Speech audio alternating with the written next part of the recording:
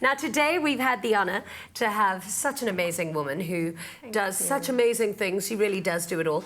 But now it's time to get to know her. A little bit more. A little better. So, tell me, you are a middle child. I mean, that I would never have guessed. Yeah, really? What would you have guessed? No, it's the firstborn. Really? Yeah. How come? Because the middle child's always a little awkward. Okay. So you are the middle child to 5 sisters, and you've had a single mum. Yes. So what was your life like? What was your upbringing like? Oh, you know, it was Mother's Day just recently, and I took the time to go to Durban, where I'm from, to spend the day with my mom, and because she's so important to me. Oh, I'm sure. She has sacrifices, you know. We grew up and we had everything that we needed. Not everything that we wanted, but everything we needed, and it was because of her. So I would say we grew up close. We're a close family of just girls. We are quite spread apart in age, so there's no fighting there, no bickering, but it's always fun and loud. Are you close? We are so close. Like, do you have a family group chat and like speak to them all the time? Yes, we have a family group chat, and yeah, but our mother is our everything. She's our glue. She's what keeps us together, and it's just important to celebrate her. So I was quite happy to have done something special for her, especially this year. Yeah, so we just grew up close. We grew up as a family of girls. And who are your sisters? Like, I've got 3 brothers, and everybody's always so curious about who they are, because they're just normal, amazing, super good looking if they're watching. But who are your sisters? That's the thing. I have a sister that's very well known in the makeup world. Her name is AYANDA THABETHE, and she does makeup. She's a makeup enthusiast and beauty enthusiast, and she's really, really good at it. So all my looks are by her. But all my other sisters, people don't know.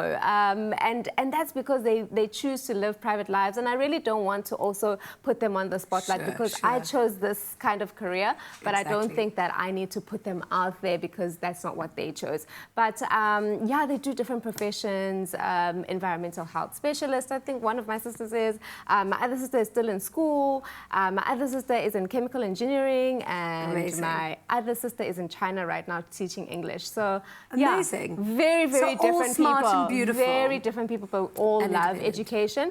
And it's also was a fear of my mom's, you know, so she never got to study what she wanted to study. She became a nurse by default because it was free. Actually, it was offered free in those days. So she always said, you know, I want you to do careers that you love, and my gift to you as my children is going to be education. So I actually studied up to honors level. I have an honors degree in marketing, and I want to continue studying because I feel like it's so important for the girl child to study. And but what's so important for me is you've got the most unbelievable NGO called A Beautiful Mind. Yes. So is that why? Because it kind of all comes full circle as you talk to me about all that. It's so close to my heart. A Beautiful Mind is a concept that I've started this year that I'm going to be rolling out in June. When I was in high school, I went to a very rural high school in Verulam in Durban. And I was in grade 11, I didn't know what I wanted to be. I knew the kind of woman I wanted to be, but I didn't know what career I could do to be that person. And luckily for me, in that year, we had alumni come to our school who had been girls who studied, who were in this exact same position as me, and they had made a success of themselves. So others were chartered accountants, others were doctors, and all these different beautiful careers, pilots, etc. And luckily for me, I connected with one lady who was a marketing specialist at Hewlett Aluminium. So, and then when she told me she's a marketing manager and communications manager, I was like, that's what I want to do. That's actually what I wanted to do, you know?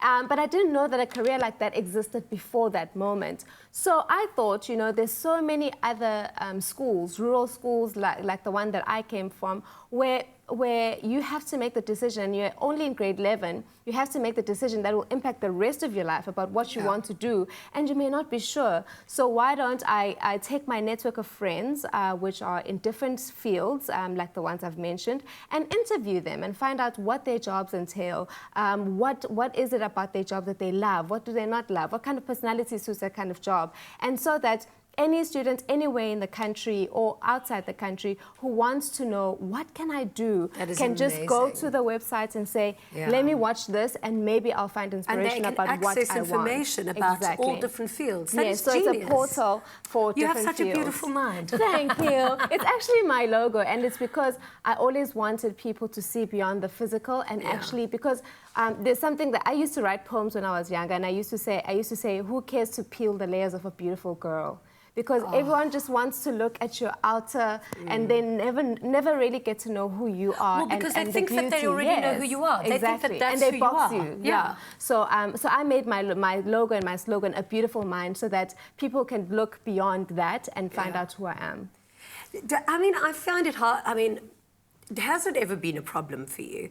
Because I know people will look at it and they go, oh, please, I mean, what hardship have you had as such a beautiful girl? But what hardship have you had where sometimes you haven't been taken seriously because of your looks? You know what? It's actually... I think it's a myth that beautiful girls or girls that are good-looking don't go through some really hectic hardships. I think everyone goes through hardships. Or insecurities. Maybe you don't realise that you're beautiful. Yes, exactly. And a lot of people go through that. For me, I think it's just the constant need of always proving yourself. Yeah. Always getting into a room and having to prove to you that I am more than what I look like. Yeah. Yes. Get over it, and then let's talk about what I'm here for. You know, so it's those kind of challenges that you face. But beauty also works in other ways. I mean, in entertainment, it works like a charm. So I'm not complaining. Well, let's discuss your career, because I mean, you've got an outstanding career on television, but now you want to make a comeback into the acting world. Acting world. Tell me. So I did Rockville, which is a series when was it? I think it was 2015. Yeah. And I got mixed reviews. So because I got mixed reviews, I just was like, I'm not doing this anymore. I'm done. And I think it was an insecurity of mine to go back into acting. And then over the years, I've been thinking about it. It's been at the back of my head. I've really wanted to immerse myself in a different character. And I thought this year, I just want to conquer that. You know, yes, people may have different opinions, but that's how you grow. That's how you learn. That's how you evolve. What's the worst thing you've ever read about yourself pertaining to your acting? I don't know. I don't care to remember. And I do not want to remember. Good answer. Yeah. But you've got to be able to laugh at it, because it doesn't make it true. Yes. You know, I think the people who have opinions, it's easy to have an opinion where you're sitting behind the screen of a TV or behind your keyboard, where you haven't dared venture to be brave to do what that person is doing. Exactly. But you can comment on what they're doing, but you've never actually even tried an iota of what they've done. So nobody really listens to bad criticism anyway, unless it's constructive. Unless it's constructive, yes. Okay, so have you got any potential roles? Can we see you anywhere? Have you done anything at the moment yet? I'm busy auditioning at the moment in terms of the acting world, and hopefully something comes up soon. I'm really particular about the roles that I'm going. No, I'm still here. I still really want to conquer Africa as a whole. And then if it so happens that I venture out into Hollywood, yes, I do. But it's not at the top of my head. I know a lot of people, that's what they want. They want to go to Hollywood. Well, but I feel like there's so much.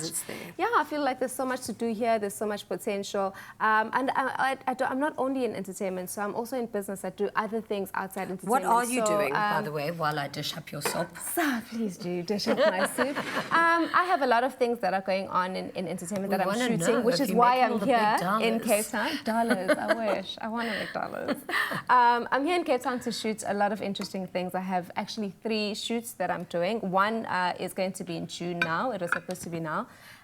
And this is what happens when Ginny cooks. Or dishes up. I mean, I'm like a bull in a china shop in the kitchen, I tell you. There you go. But in terms of a business perspective, you know, I'm exploring different ideas because I've noticed in my life the power of the tongue. Everything that I've dreamt of, everything that I've spoken about, I've been able to achieve. So in the next phase of my business life, I want to dream bigger.